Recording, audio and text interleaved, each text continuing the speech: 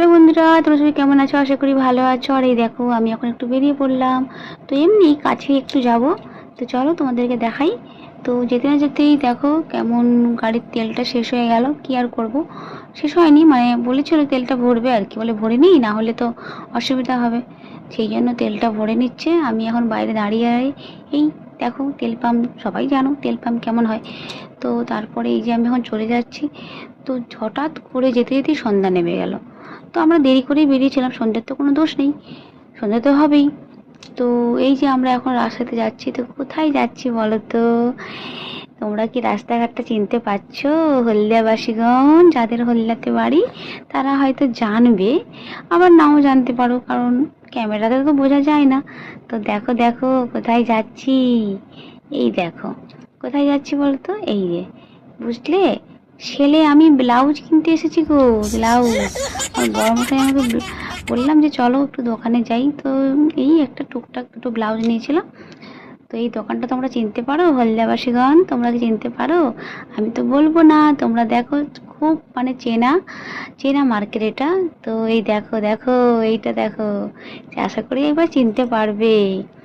তারপরে আসল উদ্দেশ্যটা হলো আমরা মার্কেটে এসেছি মশলা বাজার করতে, এটা হচ্ছে কোঅপারেটিভ। এবার আশা করি বুঝতে পেরেছো।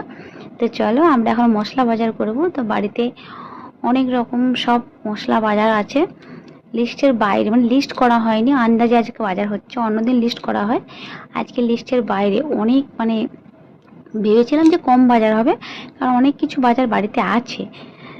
তারপরে এই যে যেগুলো দেখাচ্ছি, এই যে গ্রিন টি, তারপরে মেয়ের হরলিক্স।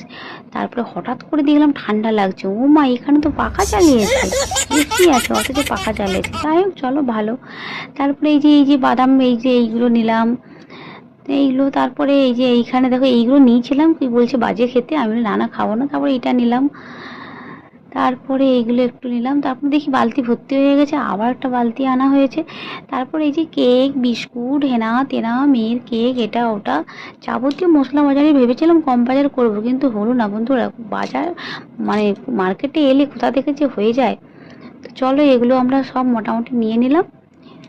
তো আসল খেলা হচ্ছে, দুটো তিনটে বালতি ভর্তি হয়ে গেছে। তারপরে তো বাড়িতে গোপাল সোনা আছে, ওরও খাবার টাবার।